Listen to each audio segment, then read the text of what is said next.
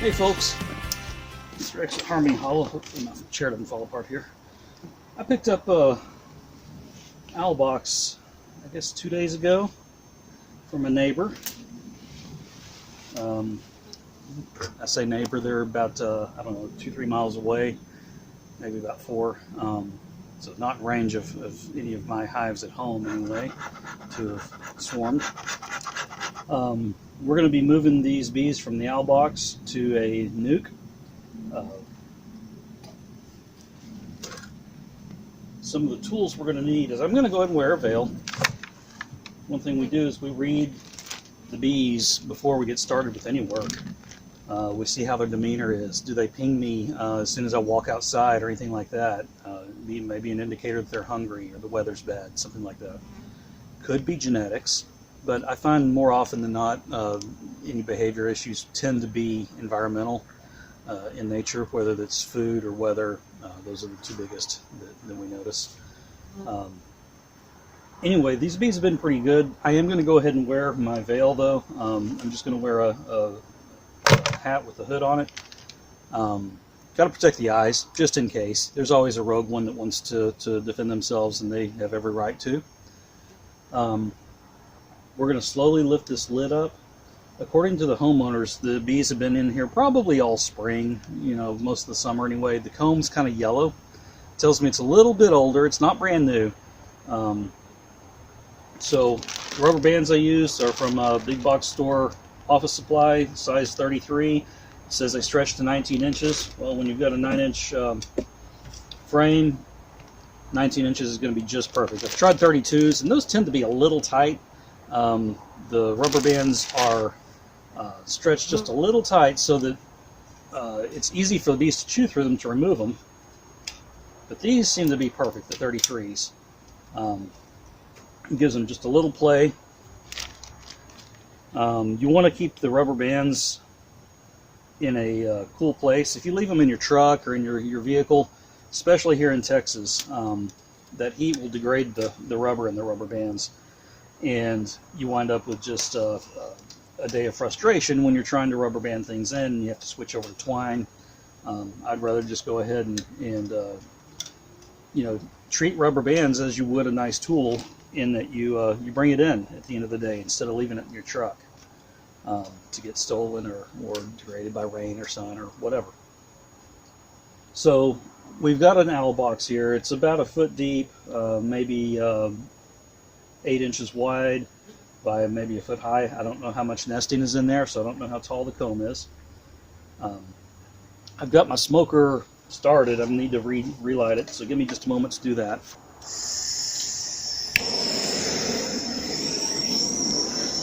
I find that once it gets started, the first time kind of dries out whatever may have absorbed moisture overnight, and then the second time you start it, it will really get going.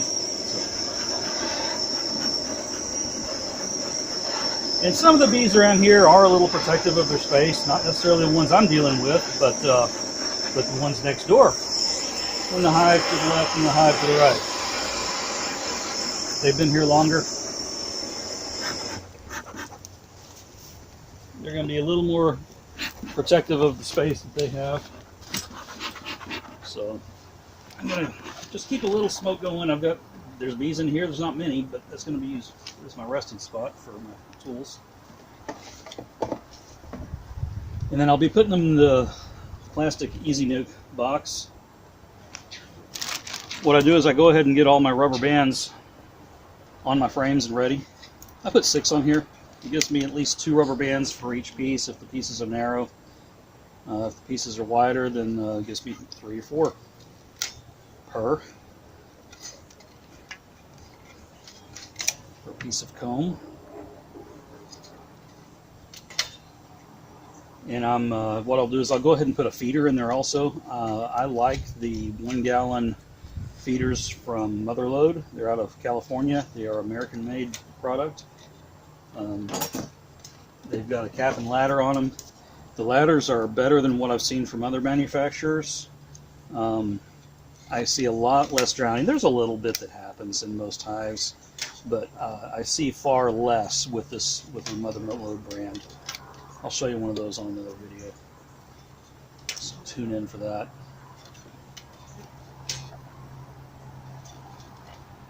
Alright, I got 6 on each of these 3 frames. Any empty space I'll fill with a piece of foundation. And I may not fill up those frames, I don't know. So I'm going to go ahead and set my rubber bands out of the way. They're just going to be in the way, trip hazard, whatever. Clean them up. Set those over here under the camera. I'm going to go ahead and put my hood on. I'm going to be watching for the queen, but all these bees are going to go in here as I put the frames in. I've had this box here for 2 days now, so they know the location. They've oriented to this space now.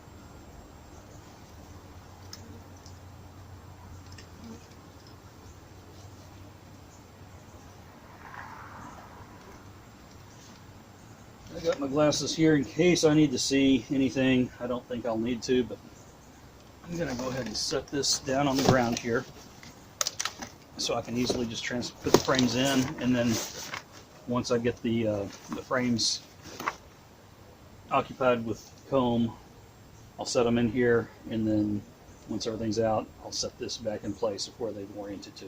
So then they've got a box that I can manage and maintain. And feed them and get through winter. We are in early September right now. The box was not real heavy when I lifted it or carried it down from the tree. I didn't have to use a veil or anything when I lowered it. I did put mosquito netting around the box just to keep them from flying around, but they were pretty chill. So like I say, the comb here is yellow. I can see worker brood. I can see a little bit of drone brood on the backside.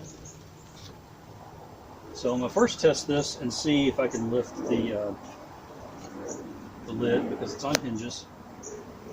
Let's give them a little more smoke. Get them to get out of the way of where I'm prying. Okay. It's got some resistance to it. So it's been glued in place pretty well, probably proplized.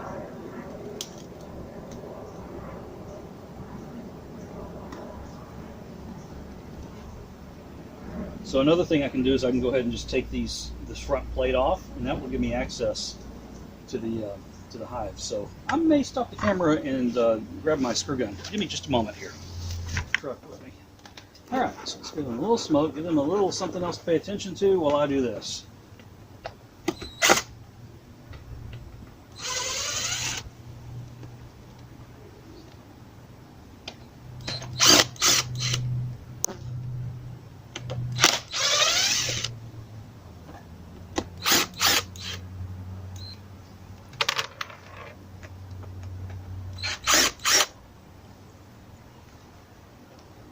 I got one bee flying around my head. It must be the guard. I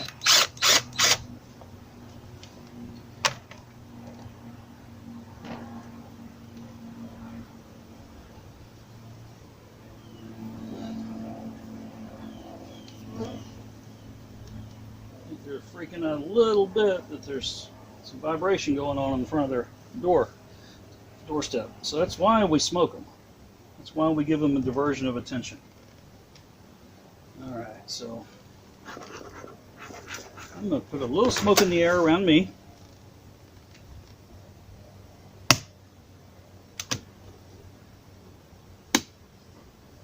Alright. I don't see any comb attached to the front of the... Get this from 2 different views. Okay, I don't see any comb attached to the front. There is some nesting material. There's bees up there.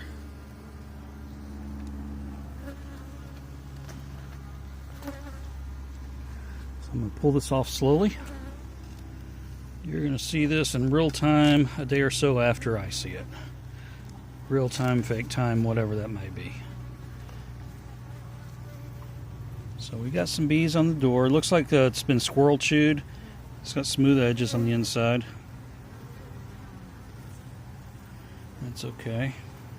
So in here we have looks like about 3 inches of nesting material for owls, for whatever. And then we got some comb that's pretty tall. So that's not bad. So I'm going to carefully take this nesting debris and I'm going to toss it into the yard. And then the bees are going to wind up in this box back here. I'm not going to knock them around yet. Well, I'm going to set it in there.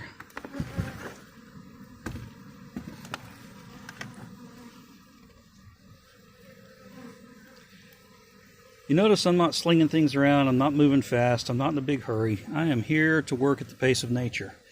And that has probably been one of my biggest mantras in learning to slow down in life is working at the pace of nature. You work at a pace that the piece of nature that you're communing with is comfortable with you as much as you are comfortable with it. All right, so I'm going to go ahead and set this other camera down.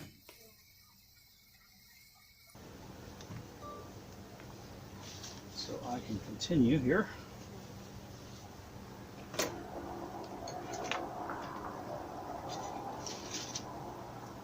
All right, I will have to cut the comb a little bit from the, because there's probably a good 6 inches at the back here, and then it goes down to probably 2 inches at the front, or I can trim the bottoms. Either way.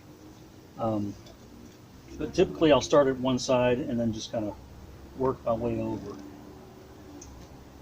So let's go ahead and get started a little bit.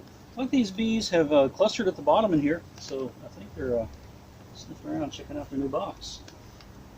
Let's get the bees moved. I'm not going to do a whole lot yet. Alright, so that left side, that's just a little bitty piece of comb. I don't know if I'm even going to be able to save it. It's a tiny, tiny piece. What I want is for them to build sheets of comb that they have room for. So I'm just going to set that in there. That way they have their own comb initially that they can smell and get them used to a box that they're about to move to. So I'm going to touch this and see if I can look back and see how deep that goes. Now technically I could lift this lid.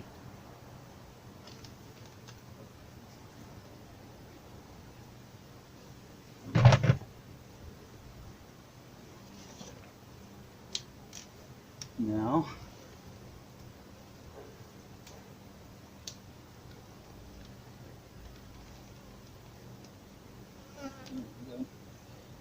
I would say that this comb takes up a good 6 inches in there.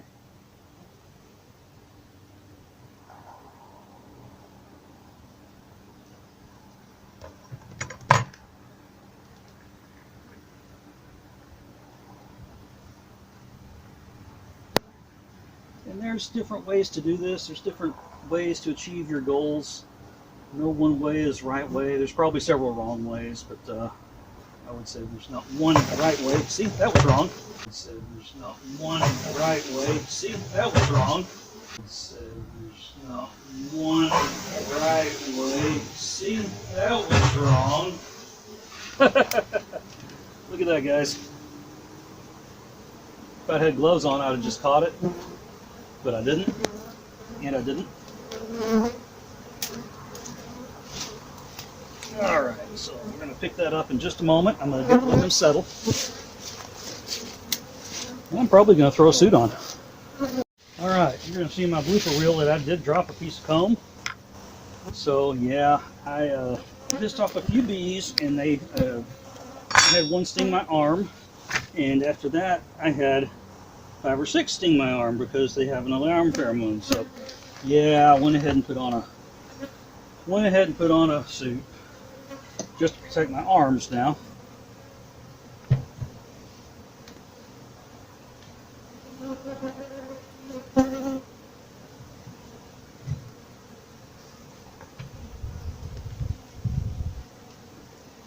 Okay, let's get my knife.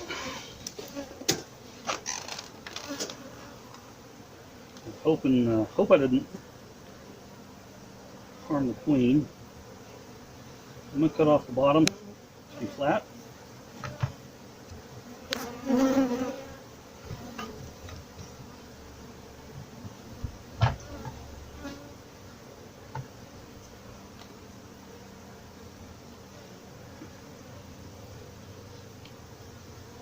And then the top, there's lots of pollen in here. We got some food stores. I don't want to transfer too many food stores because when they're repairing wax at a time of year that there's not a lot of food and nectar coming in, they can't build wax to. They can steal wax to repair, but they're not creating wax.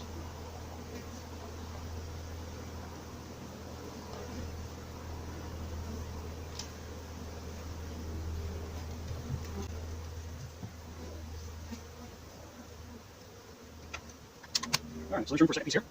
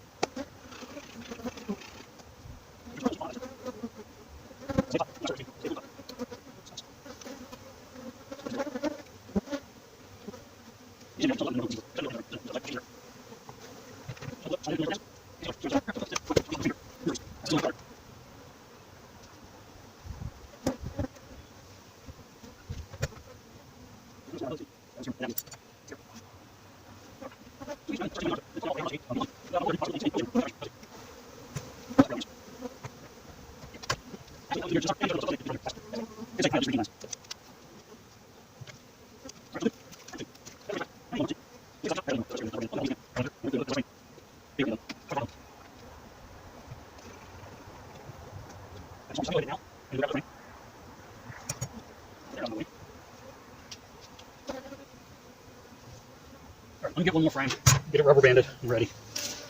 I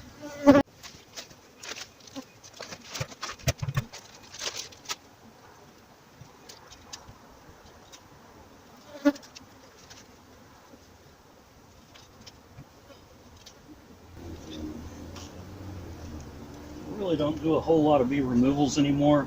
I do a few. But prefer the management side versus construction side of taking things apart and everything. We've all got our things that we enjoy and don't enjoy.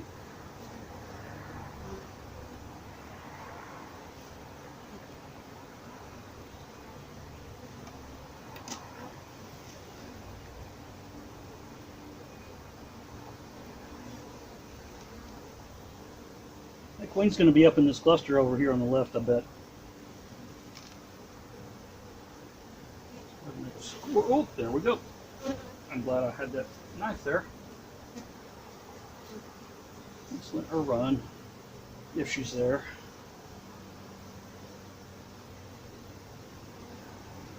The knife actually.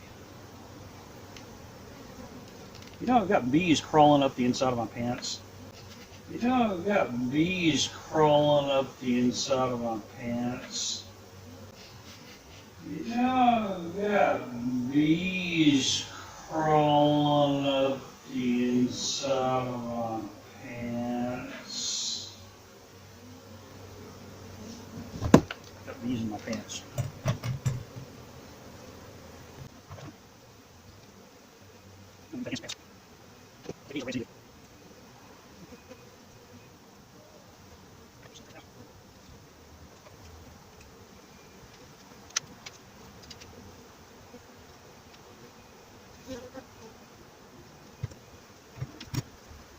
Fresh rubber bands is the key, guys.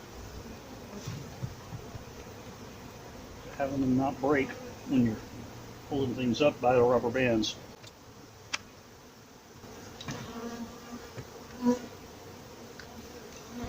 I'm also going to put a small hive beetle trap in here.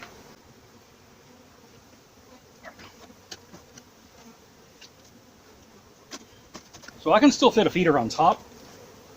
I use a nipple feeder. Goes on a mason jar.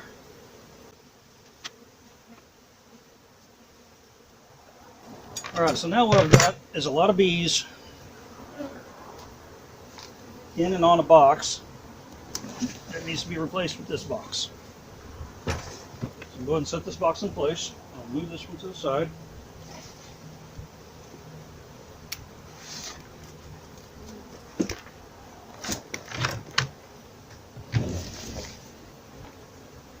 I've Got the entrance open already.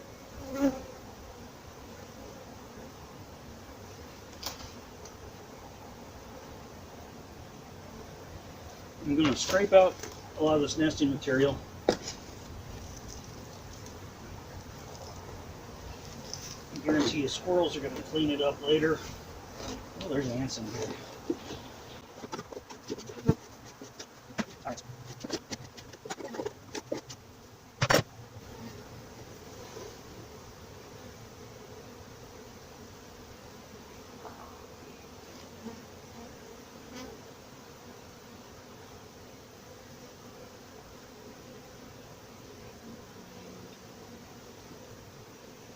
All right, give me just a moment. I'm going to go grab a glove.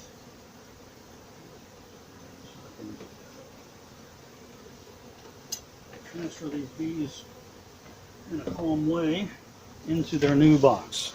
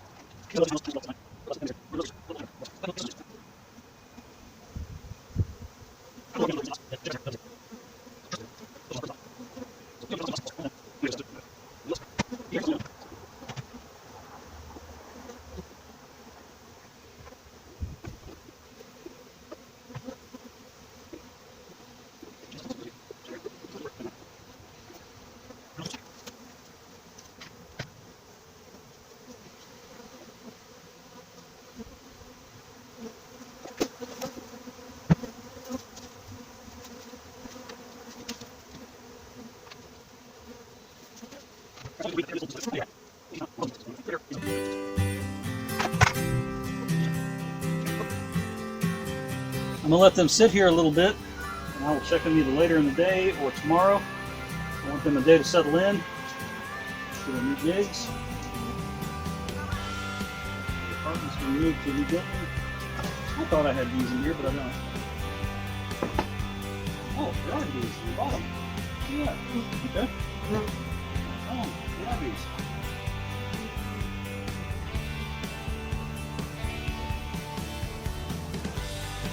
See if there's eggs and larvae or anything.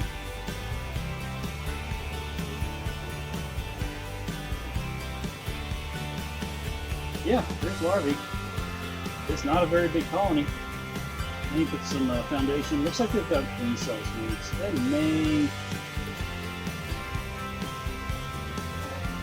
may have been eggs that they've hatched out and matured. Let's see.